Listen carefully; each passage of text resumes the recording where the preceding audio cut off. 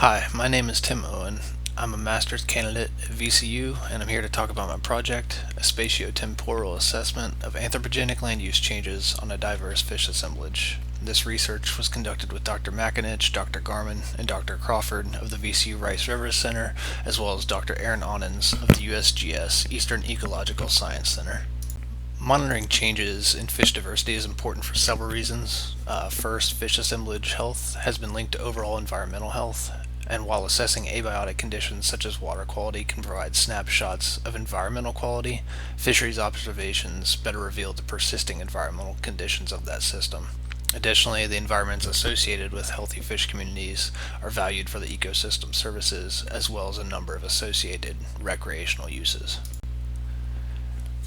Anthropogenic land use change is the most prevalent threat to fish diversity across the globe and has been shown to drive fish habitat degradation through mechanisms such as hydrologic volatility, riparian disturbance, and substrate embeddedness, but much less is known about the spatiotemporal scale at which this relationship is most significant.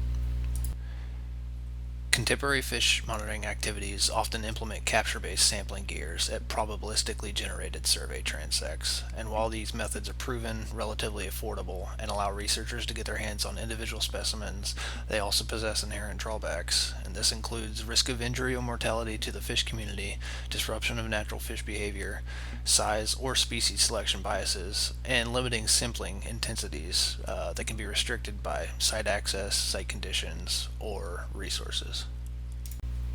An emerging method known as environmental DNA sampling, or eDNA sampling, may provide an alternative technique. DNA is continuously shed from all living organisms, and eDNA sampling collects this environmentally dispersed DNA to derive species detections.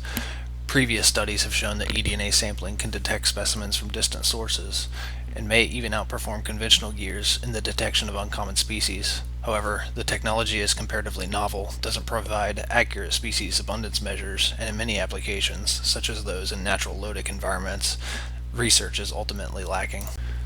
To assess these knowledge gaps of ecological and methodological importance, we propose the following research objectives. We seek to quantify changes in basin-wide fish diversity across multiple temporal scales. Second, we will assess fish assemblage response to land use changes across multiple spatial and temporal lenses. And finally, determine the efficacy of eDNA sampling in describing basin-wide fish diversity. To do so, we conducted a case study in the Tuckahoe Creek watershed near Richmond, Virginia, which is a lotic system associated with fisheries observations originating in 1869. Quantitative surveys were performed later at established sites in 1958, 1990, and 2014. Collectively, these investigations found that fish assemblage shifts had occurred from long-term disturbances within the stream's riparian area. We performed fisheries surveys at established sites in 2019 using backpack electrofishing equipment, and again in 2020 using a novel approach in which we combined backpack electrofishing and eDNA sampling. eDNA samples were first collected at the downstream terminus of each sampling transect using a Smith-Root eDNA sampler. Backpack electrofishing then followed and was conducted in the corresponding survey transect. During electrofishing, fish were netted and held in aerated containers until the completion of the survey, at which time they were identified as species, counted, and then released. This process allowed us to derive relative species abundances using electrofishing data, while also generating a positive control for comparing results derived from the eDNA component of the study. We used ArcGIS software to categorize land cover as either natural agriculture or anthropogenic development. Development was then further classified as either low, medium, or high intensity by examining the percentage of impervious surface within that given area. The change in land cover was assessed at 3 spatial lenses across all timelines. These spatial scales included the total upstream catchment, the 100-meter riparian buffer, and the local site catchment, which was generated by restricting the upstream catchment to a 3-kilometer radius from each survey location. Bray-Curtis dissimilarity coefficients were generated using relative abundance data for each site and sample period. The larger coefficients correspond to a greater degree of change within the fish community, and land use change was calculated as percent change in each land cover type for each of the observed spatiotemporal scopes. These site-specific results were then averaged by each time period to produce 6 different temporal scales, A multiple linear regression was performed to determine the best fit model for the relationship between fish diversity shift and the land use change within the spatiotemporal scope of the study. As shown on the left here, we found that change in low intensity development within the local site catchment, or LIDL, had the most statistically significant effect on fish assemblage change across the aggregate of time periods observed, with an R squared of 0.937. To visualize this relationship at the basin-wide scale, we extrapolated this relationship throughout the remainder of the study area. In general, we see that LIDL has varied throughout the study area and has potentially resulted in fish diversity knowledge gaps.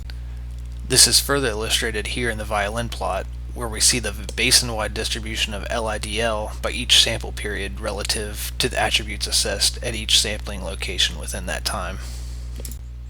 We also found that fish assemblage response was also at least partially driven by species-specific habitat needs, and this was temporally distinct as shown by the figure on the left, in which relative abundance was quantified by habitat guild over time, and fish response was also spatially distinct as visualized by the PCA analysis of each site on the right.